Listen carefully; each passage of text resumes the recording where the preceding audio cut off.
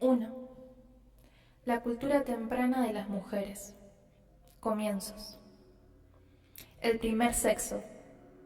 En el principio, todas fuimos creadas mujeres. En el principio, era un mar muy femenino.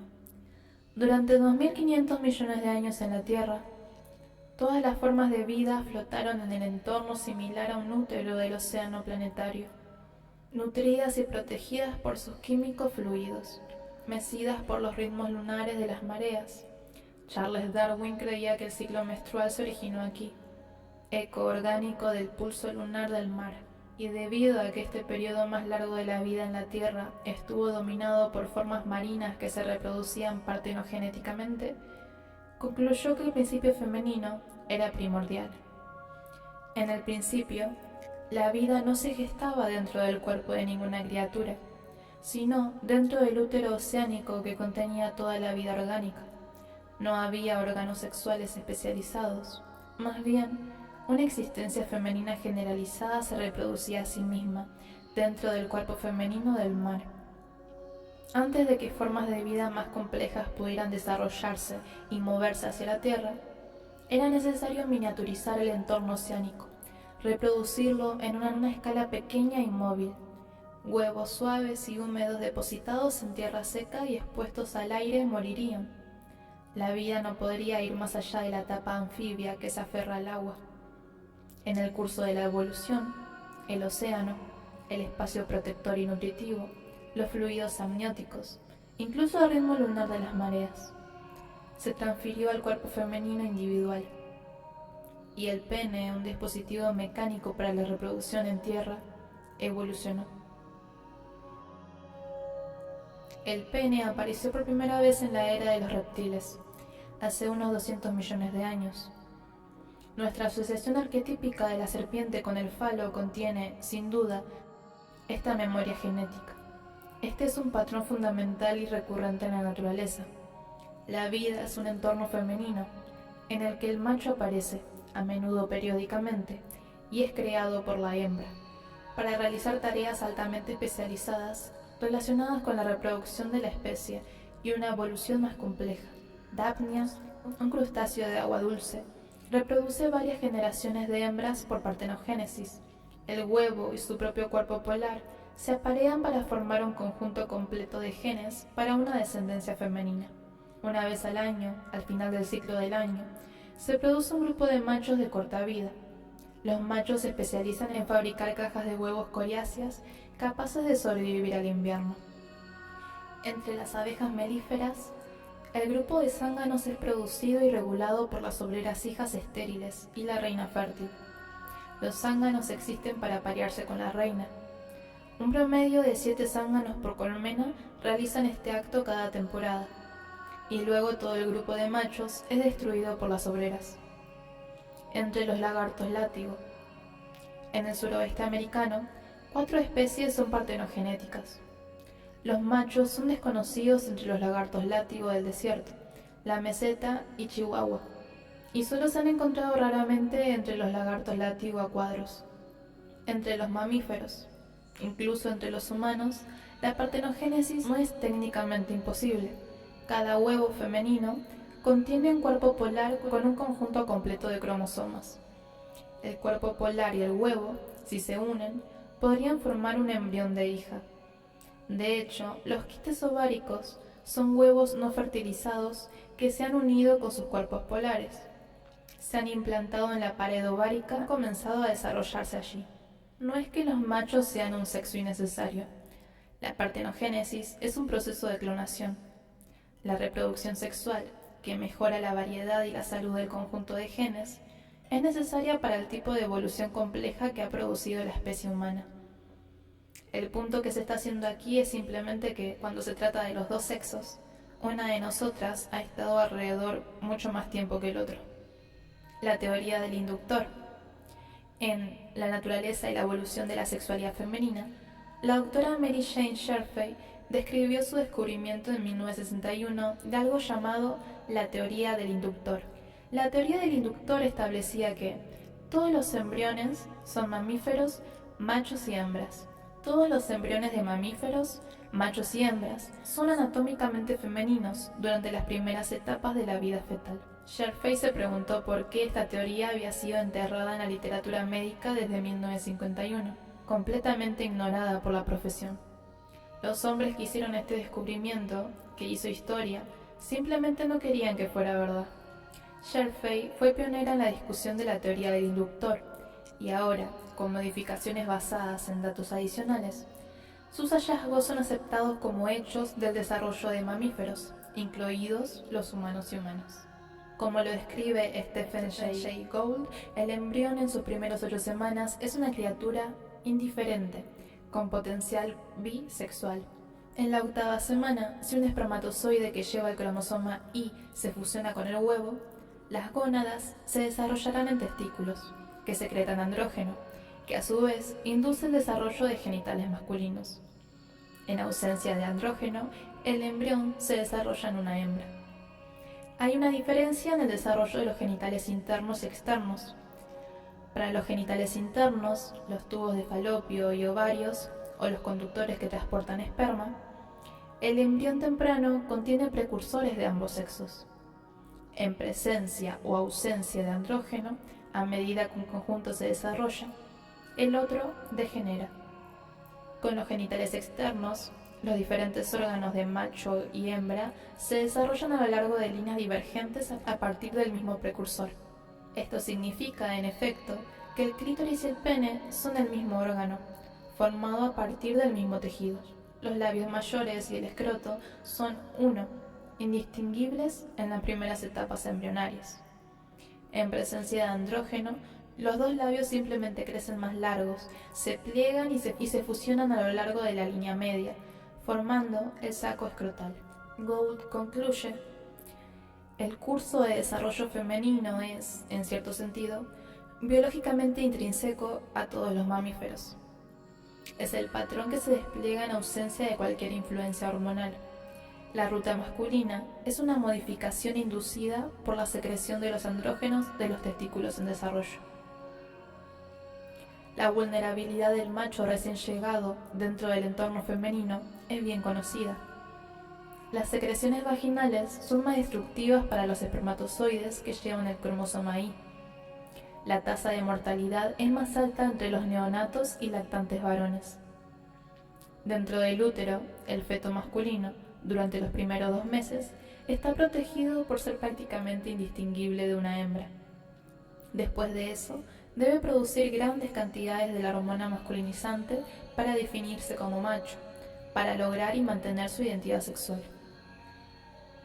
Por todo lo que sabemos, los mitos del cercano oriente, en los que se basan nuestras mitologías occidentales, aquellos que representan al joven dios o héroe luchando contra un dragón femenino, tienen algún análogo aquí, en el útero, donde el feto masculino libra una especie de guerra química contra volver a ser femenino.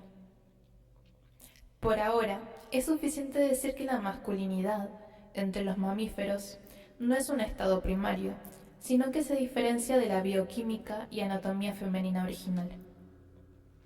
La libido original de los animales de sangre caliente es femenina, y la masculinidad es una derivación de este patrón femenino primario. ¿Por qué, entonces, los médicos, los científicos, tardaron más en descubrir este hecho biológico básico que en dividir el átomo? ¿Y por qué, una vez que se notó este hecho, lo enterraron en silencio profesional durante 10 años, hasta que una mujer lo desenterró de nuevo? ¿Por qué, de hecho?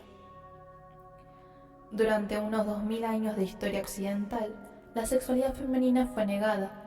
Cuando no se podía negar, se condenaba como malvada. La mujer se veía como diseñada divinamente para ser un recipiente pasivo, que servía solo para fines reproductivos. En un diccionario no demasiado antiguo, clítoris se definía como un órgano rudimentario, mientras que masculinidad equivalía a la fuerza generativa cósmica. Con Freud, la sexualidad femenina no se descubrió tanto como se patologizó. Freud descartó el clítoris como un órgano masculino subdesarrollado y definió la libido original como masculina. El erotismo clitoriano se redujo a una neurosis perversa, incluso después de que se publicaron los estudios de laboratorio de Masters y Johnson en Respuesta Sexual Humana en 1966. Sus hallazgos no se integraron en la teoría psicoanalítica. En la investigación de Mary Jane Sherfay durante este periodo, no encontró ni una sola obra de anatomía comparativa que describiera o incluso mencionara las estructuras clitorianas más profundas. Sin embargo, todas las demás estructuras del cuerpo humano se describían en detalle vivo. Incluso hoy, con nuestra relativa sofisticación de 1987, a menudo nos sorprenden los titulares de revistas que prometen artículos emocionantes que anuncian el descubrimiento de un nuevo punto, un punto G, un punto X, ubicado dentro de la vagina. Dentro de todos estos nuevos puntos, existe el antiguo deseo de negar la existencia del clítoris como un órgano desencadenante del orgasmo femenino. ¿Por qué? Hay un miedo generalizado y tradicional a la sexualidad femenina. Además, hay una incomodidad con la similitud, con el origen común del clítoris femenino y el pene masculino. Las mujeres están acostumbradas a escuchar que el clítoris se describe como un pene subdesarrollado. Los hombres no están acostumbrados a pensar en el pene como un clítoris sobredesarrollado. Finalmente, y lo más grave, hay una profunda renuencia psicológica e institucional a enfrentar las repercusiones del hecho de que el clítoris femenino es el único órgano en el cuerpo humano cuyo propósito es exclusivamente el de la estimulación y la liberación erótica. ¿Qué significa esto? Significa que para la hembra humana, sola entre todas las formas de vida de la Tierra, la sexualidad y la reproducción no son inseparables. Es el pene masculino, portador tanto de semen como de respuesta sexual, que es simultáneamente procreativo y erótico. Si quisiéramos reducir a uno de los sexos a una función puramente reproductiva, sobre la base de su anatomía, no lo hacemos, sería el sexo masculino el que calificaría para tal reducción, no el femenino, no la hembra humana. Pero estos son solo hechos biológicos, estos son solo realidades biológicas. Como sabemos, los hechos y las realidades pueden ser y son sistemáticamente ignorados al servicio de ideologías establecidas. En todo el mundo hoy, prácticamente todas las instituciones religiosas, culturales, económicas y políticas se mantienen donde fueron construidas hace siglos, sobre la base sólida de un concepto erróneo. Un concepto que asume la pasividad psíquica, la inferioridad creativa y la secundariedad sexual de las mujeres. Este concepto consagrado establece que los hombres existen para crear el mundo humano, mientras que las mujeres existen para reproducir humanos. Punto.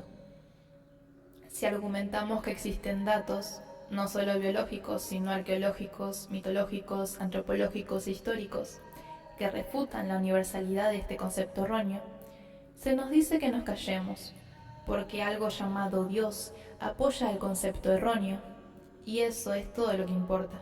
Esa es la última palabra.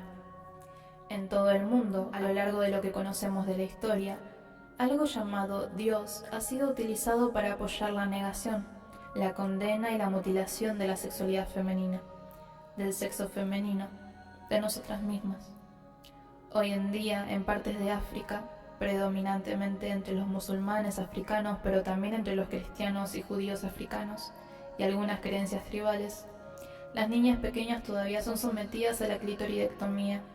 Esta cirugía, a menudo realizada por mujeres mayores con vidrio roto o cuchillos, extirpa el clítoris, seccionando los nervios del orgasmo.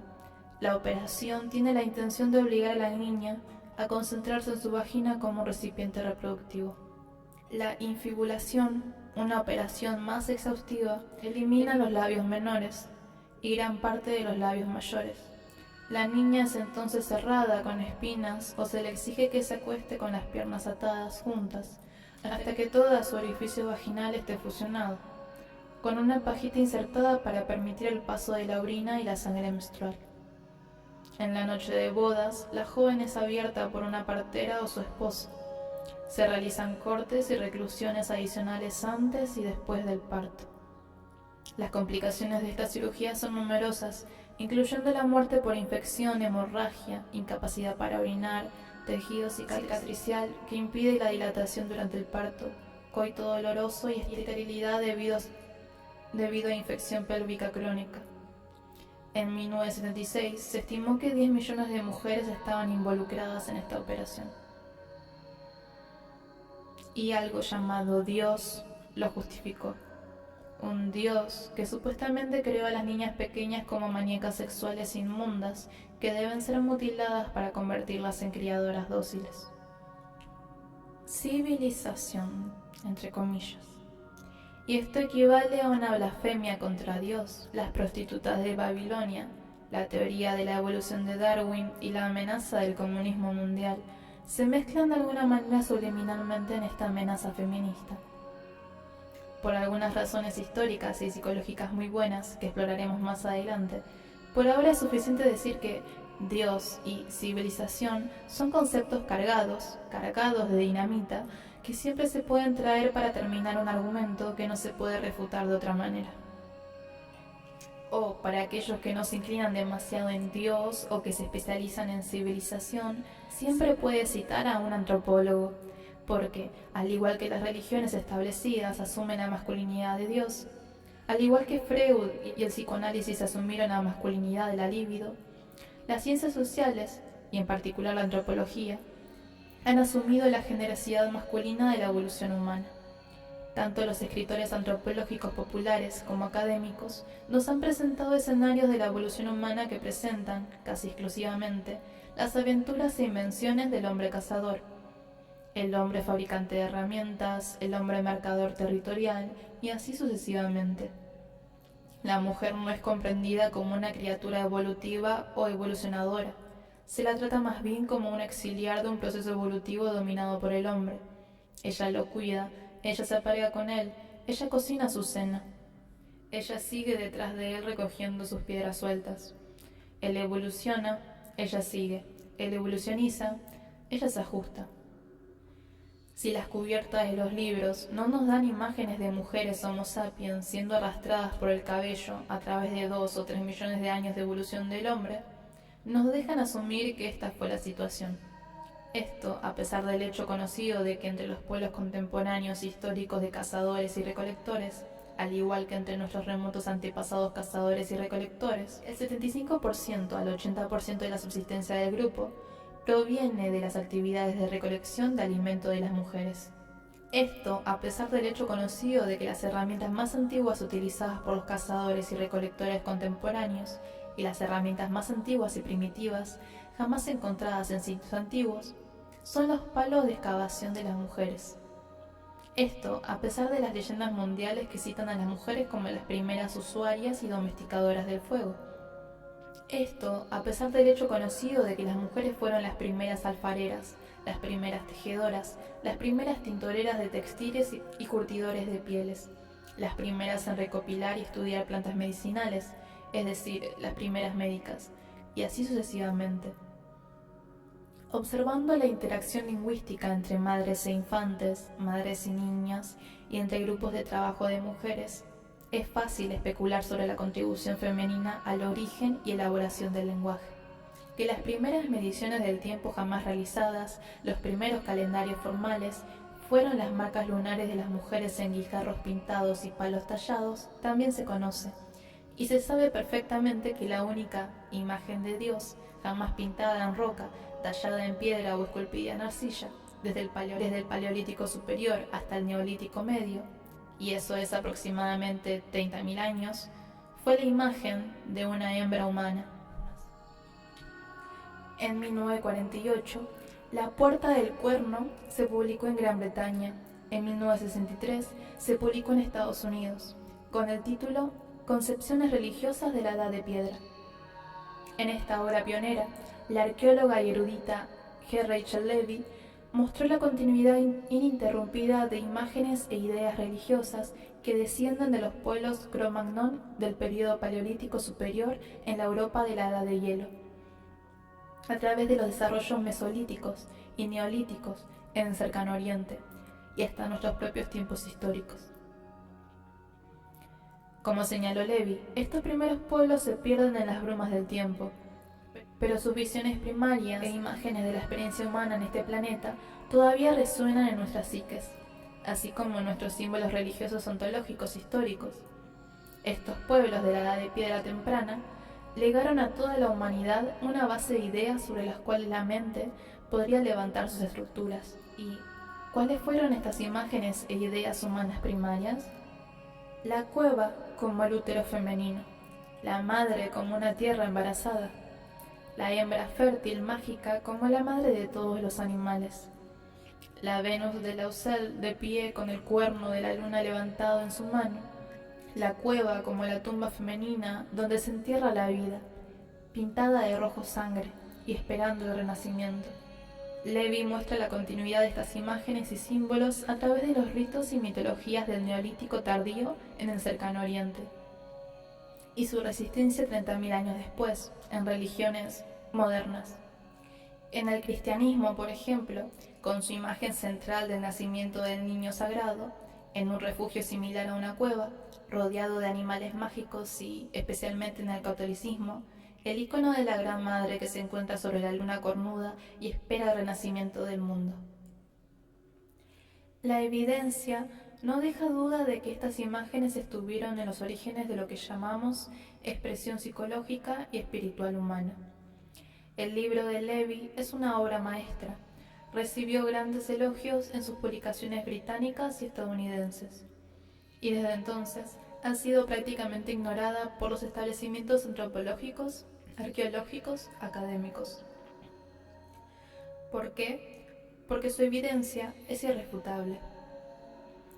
Muestra con claridad, y en la solidez de la piedra y el hueso, que los primeros 30.000 años de la existencia del Homo sapiens estuvieron dominados por una celebración de los procesos femeninos, de los misterios de la menstruación, el embarazo y el parto, de la abundancia análoga de la tierra, del movimiento estacional de los animales y los ciclos del tiempo en el gran círculo de la madre. La puerta del cuerno es lo más cerca que podemos llegar a leer el libro sagrado de nuestras primeras ancestras humanas, y confirma lo que demasiadas personas no quieren saber, que el primer Dios era femenino. Desde que Levi escribió, la tendencia ha sido relegar estas imágenes de la Edad de Piedra antigua y el Neolítico al reino psicológico. Se han convertido en arquetipos del inconsciente, y así sucesivamente, mientras que los escritores antropológicos propiamente dichos, tanto académicos como populares, continúan explicando el desarrollo humano físico y real únicamente en términos de las experiencias del cuerpo masculino en la caza, la agresión y la fabricación de herramientas. Así, las imágenes femeninas que están allí y no pueden ser negadas son desviadas, reducidas a lo subjetivo, los reinos míticos, y así se nos niega los primeros 30.000 años de nuestra historia humana, relegados a un viaje mental o software psicológico. Incluso entre las feministas en años recientes ha surgido la duda de que estas imágenes y símbolos puedan ser algo más que mitología, es decir, irrealidades. Para aproximarnos a nuestro pasado humano y a la diosa femenina, necesitamos un carro con al menos 2 ruedas. Una es la mitológica histórica arqueológica y la otra es la biológica antropológica. Ya se ha establecido una fuerte pista para la rueda mitológica histórica arqueológica, hitos a lo largo de esa pista, junto con la gran obra de G. Rachel Levi, son Mito, Religión y Derecho Materno, de J.J. Bachofem, Las Madres, de Robert Briffault, Madres y Amazonas, de Ellen Diner, de Ritual de Romance, de Jessie Weston, La Diosa Blanca, de Robert Graves, La Diosa del Ojo, de O.G.S. Crawford, En el Reino de la Gran Diosa, de Sibylle von Glesreden, El Tesoro de Silbury y el Ciclo de Avebury, de Michael Dames, Las Diosas y Dioses de la Vieja Europa, de Mary Hagenbutters, y más recientemente El Primer Sexo, de Elizabeth G. Davis, Cuando Dios era una mujer y Espejos antiguos de la feminidad, de Merlin Stone, Mujeres y locura y Acerca de los hombres, de Philip Scheffler, Nacidas de mujer, de Adrienne Rich, Más allá de Dios el Padre, Ginecología y lujuria pura, de Mary Daly, Mujer y naturaleza, de Susan Griffin, Hijas de la mujer de cobre de Anne Cameron y muchos más, incluyendo la rica y útil Enciclopedia de Mujeres de Mitos y Secretos, de Barbara G. Walker. El otro lado de nuestro carro, el lado biológico-antropológico, casi no tiene rueda ni pista, no porque no haya un lugar importante al que ir en esa dirección, sino porque los antropólogos físico-culturales están ocupados en otra parte, trazando la evolución de Tarzán. No hay un cuerpo de trabajo antropológico basado en la evolución de la biología femenina. Con raras excepciones, no ha habido intentos de estudiar la evolución de la fisiología humana y la organización cultural, desde el prehomínido hasta el hombre moderno, desde la perspectiva de los cambios definitivos que sufrió la hembra en el proceso de esa evolución. Los libros populares sobre este tema, de Lionel Tiger, Desmond Morris, etc., están invariablemente orientados hacia el hombre, tratando la evolución de la hembra como objeto sexual solamente, desde la mona en celo hasta la conejita caliente. Una deliciosa excepción es la descendencia de la mujer de Elaine Morgan. Durante 12 millones de años de sequía en el Plioceno, Morgan especula, la hembra prehomínida se refugió en los océanos, sobreviviendo en las cálidas y llenas de alimentos aguas costeras, y durante esta experiencia sufrió un cambio radical de primate cuadrúpedo con sexo trasero a cuerpo sexual humano erguido, al que el primate macho respondió convirtiéndose en hombre. Morgan argumenta convincentemente que la especie humana sobrevivió a la larga sequía del Plioceno gracias a la cooperación e invención social de las hembras homínidas en evolución en su adaptación al mar.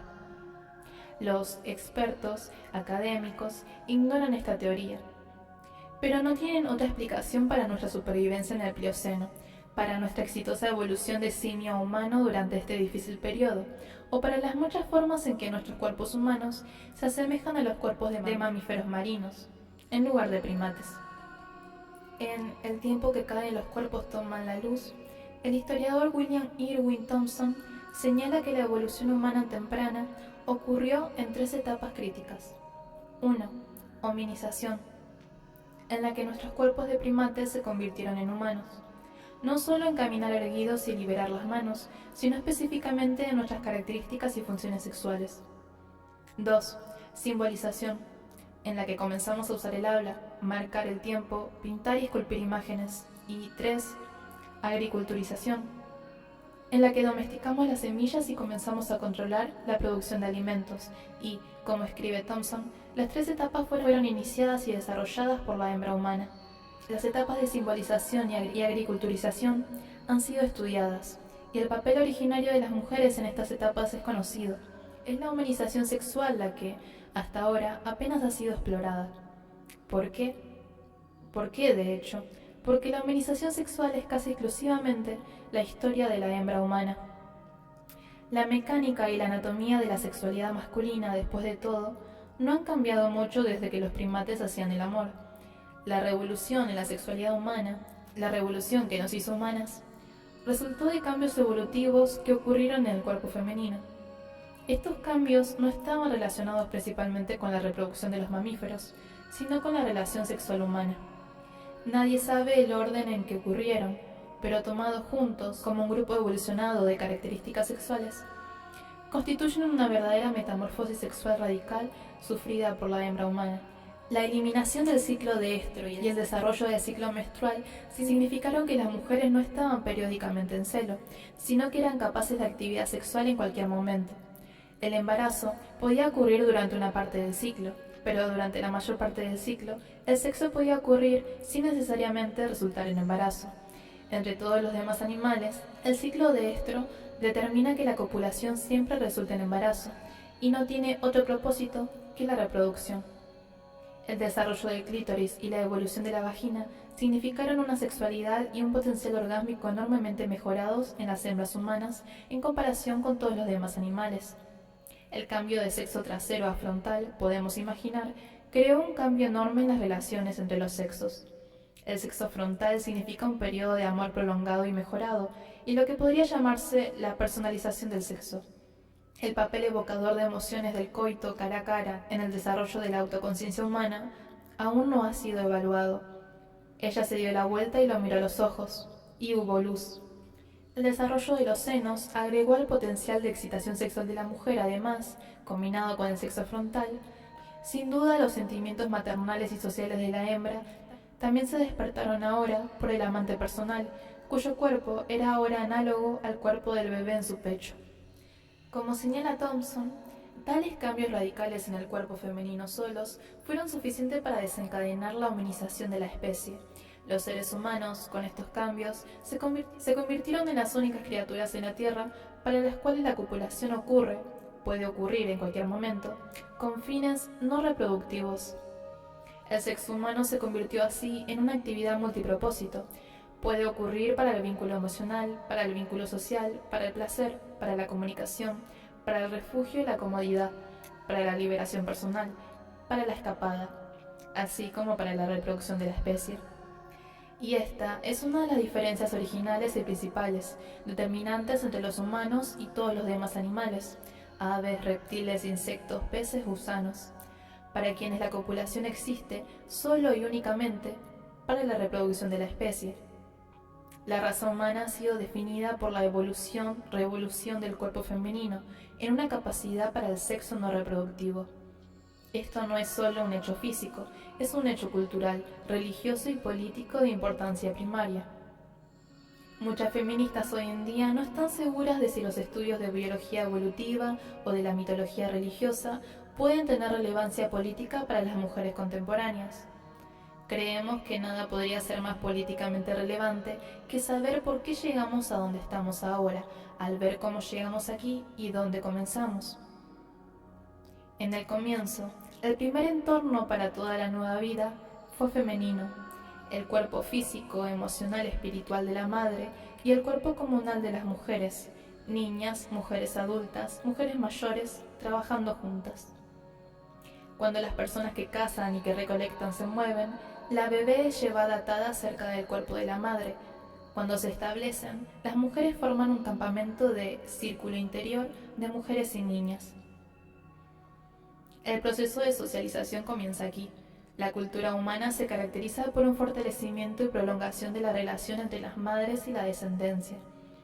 Durante su primer año, la niña humana es prácticamente un embrión fuera del útero, extremadamente vulnerable y totalmente dependiente. El comportamiento grupal femenino, el cuidado compartido y cooperativo entre las madres y las niñas, las mujeres mayores y las más jóvenes, en las tareas de la vida diaria, surge del hecho de esta prolongada dependencia de la niña humana en la hembra humana para su supervivencia. Los machos ayudan, pero también se van. El cuerpo masculino va y viene, pero la presencia femenina es constante. Las mujeres entrenan, disciplinan y protegen a las jóvenes. Más allá del cuidado infantil, el mantenimiento y el liderazgo de todo el grupo de parentesco es tarea de las mujeres. La hembra animal siempre está alerta, porque sobre ella recae la responsabilidad no solo de alimentar a las jóvenes, sino de cuidar a las jóvenes de ser comida para otros. Ella es la dadora y también la sustentadora de la vida incipiente. Se funda la vida social entre los humanos. La ayuda masculina con la protección y la adquisición de alimentos, pero es el grupo comunal de hembras que rodea a la niña en sus primeros 4 o 6 años de vida, con una fuerte presencia física, emocional, tradicional y lingüística. Y esta es la base de la vida social y la cultura humana. La imagen popular de la sociedad humana temprana como dominada, de hecho creada, por machos cazadores existenciales y feroces, jefes territoriales, pendencieros, simplemente no se sostiene. Si los primeros humanos hubieran dependido únicamente de líderes masculinos despóticos y agresivos, o en varios machos en contienda crónica y ritualista por el poder, la sociedad humana nunca se habría desarrollado. La cultura humana nunca podría haber sido inventada, la presencia humana en la Tierra nunca habría evolucionado. El hecho es que fue desde este primer círculo interno de mujeres, el campamento, el sitio del fuego, la cueva, el primer hogar, el primer círculo de nacimiento, que la sociedad humana evolucionó. A medida que los homínidos evolucionaron en Homo sapiens paleolíticos y luego en personas neolíticas asentadas y complejas en el borde del tiempo de la civilización, estas decenas de miles de años de cultura humana fueron moldeadas y sostenidas por comunidades de mujeres creativas, sexual y psíquicamente activas, mujeres que fueron inventoras, productoras, científicas, médicas, legisladoras, chamanas visionarias, artistas. Mujeres que también fueron las madres, receptoras y transmisoras de energía terrestre y cósmica. Tenemos que entender cómo y por qué estos antiguos milenios de culturas de mujeres han sido enterrados, ignorados, negados, pasados como mitología o orígenes prehistóricos primitivos, por historiadores masculinos occidentales que insisten, y a menudo creen realmente, que la historia real comenzó solo hace unos 5000 años, con las instituciones relativamente recientes del patriarcado.